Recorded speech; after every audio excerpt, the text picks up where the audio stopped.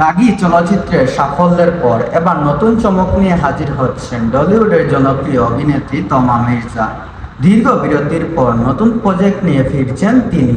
দর্শকদের ভালোবাসা ও প্রত্যাশাকে সম্মান জানিয়ে তমা এবার একটি নতুন প্রজেক্ট বেছে নিয়েছেন, যা তার আগের কাজগুলোকে ছাড়িয়ে যাবে বলে মনে করেন তিনি। সম্প্রতি একটি সাংবাদিক সম্মেলনে তমা মির্জা তার আসন্ন চলচ্চিত্র নিয়ে কথা বলেন।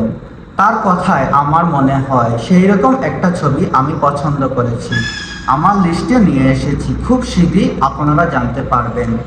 নিজের ক্যারিয়ার নিয়ে কথা বলতে গিয়ে তমা জানান, তিনি শুধু বর্তমান সময়ে সাফল্যে সীমাবদ্ধ থাকতে চান না। তার ইচ্ছে ভবিষ্যতে যখন হয়তো কাজ কমে যাবে তখন যেন মানুষ তাকে তার ভালো কাজের জন্য মনে রাখে। তিনি বলেন, আমার একটা ইচ্ছে যে হয়তো অনেক বছর পরে কাজ নাও করতে পারি, নানা কারণে নাও কাজ করতে পারি, ভিন্ন ভিন্ন চরিত্রে অভিনয় করতে পেরেছি, এখন যেন আরও অন্যরকম ডিফারেন্ট ক্যারেক্টার করতে পারি এবং সেগুলো কাজ যেন বেঁচে থাকে আমার মৃত্যুর আগ পর্যন্ত। পাশাপাশি মিস ইউনিভার্স বাংলাদেশ 2025 প্রতিযোগিতায় মিথিলার কথা উল্লেখ করে তিনি বলেন, মিথিলা অনেক পারিশ্রমিক একজন নায়িকা এবং খুব